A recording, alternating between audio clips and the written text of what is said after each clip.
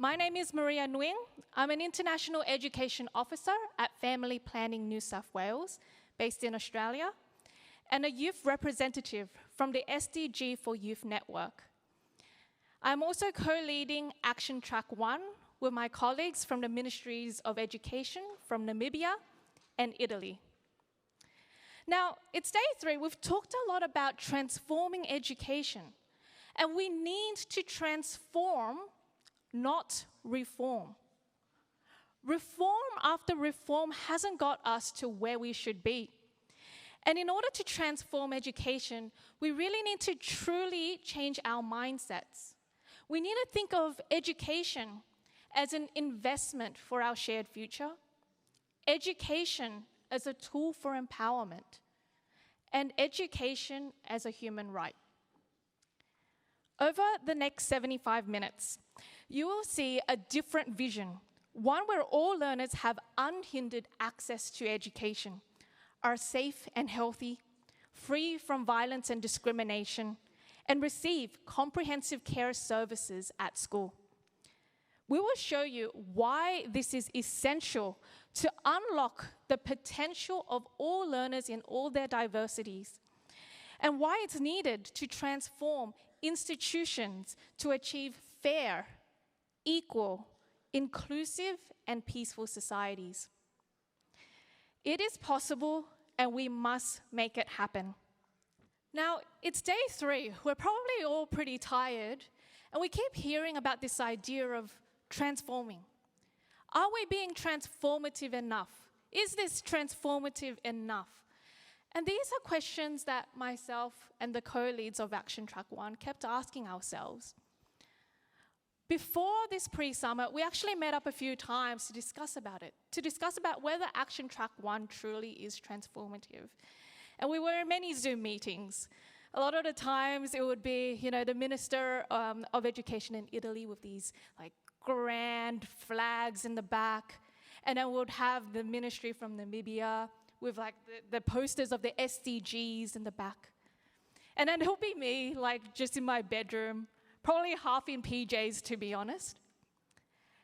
And we'll get together and we'll talk about transforming education. And once in a while, the test advisor would come in and ask us, is this transformative enough? Every now and then, when these questions pop up, the Ministry of Italy and the Ministry of Namibia, they would look at me hoping that I would have some kind of response. And, they'll look at me with all this hope in their eyes.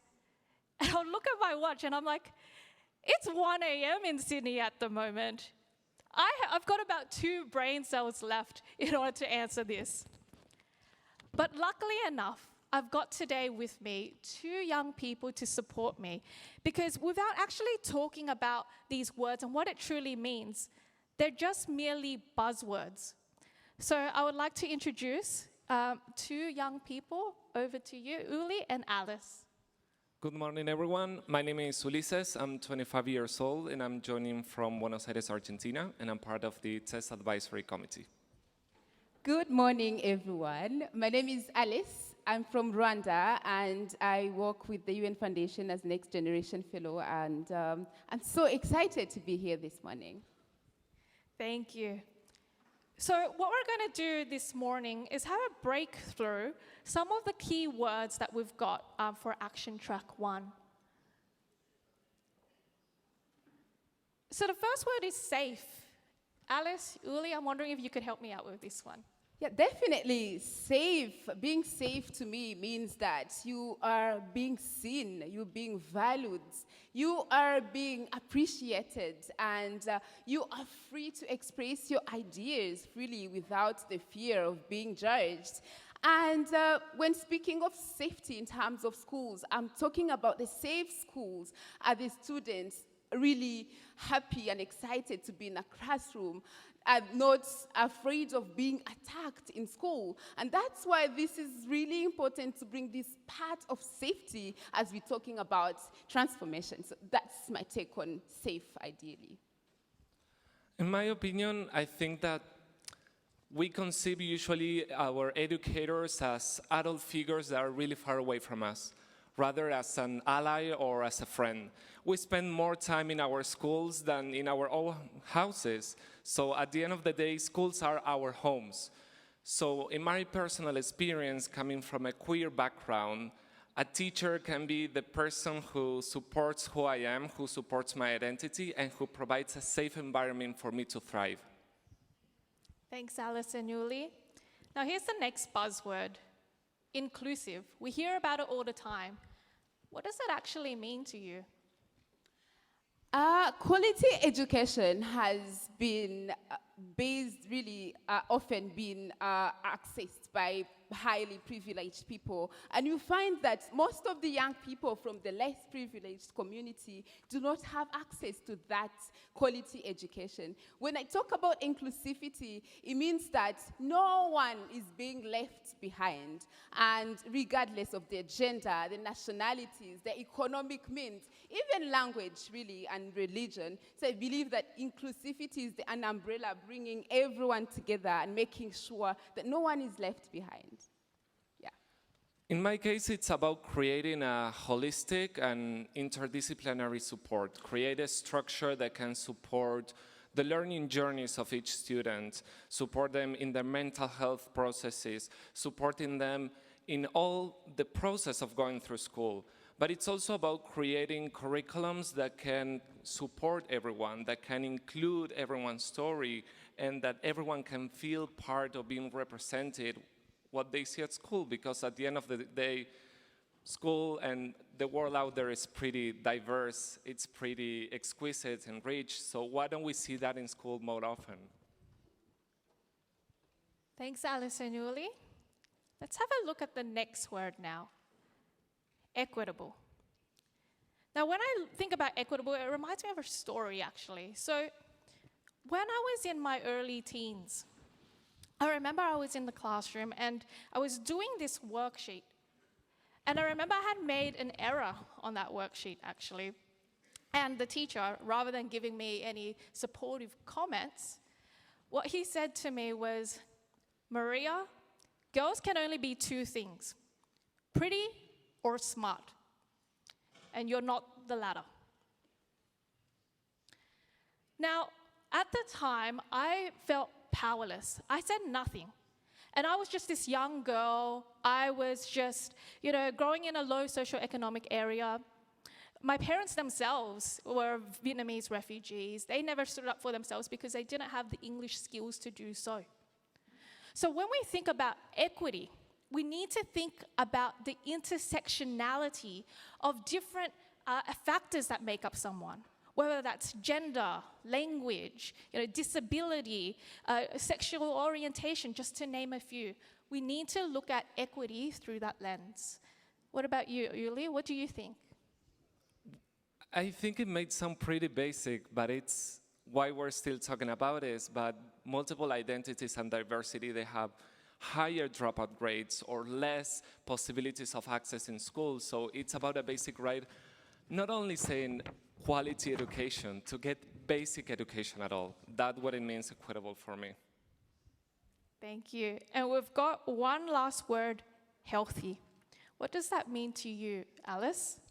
Thanks, Maria. When I think of healthy, it's so crucial to bring a perspective of well-being and mental health and trying to make sure that it's being made a priority, making sure that we value the well-being of learners and making sure that all the stakeholders know their roles in enforcing that word, health, making sure that NGOs, governments, civil society knows their place in making sure that we collaborate to enforce that in schools. And there's so many ways we could really collaborate, and some of the ideas that really came out in this action track is more on collaborating on providing meals for learners in learners from the crisis communities, such as the refugee communities, providing a collaborative effort in providing meals. I believe that well-being, providing meals, those are some of the initial ideas that comes to mind when I think of healthy schools. Yeah, definitely. And I think when we talk about healthy, we often also need to touch on some topics typically deemed as taboo, like mental health, like sexual and reproductive health.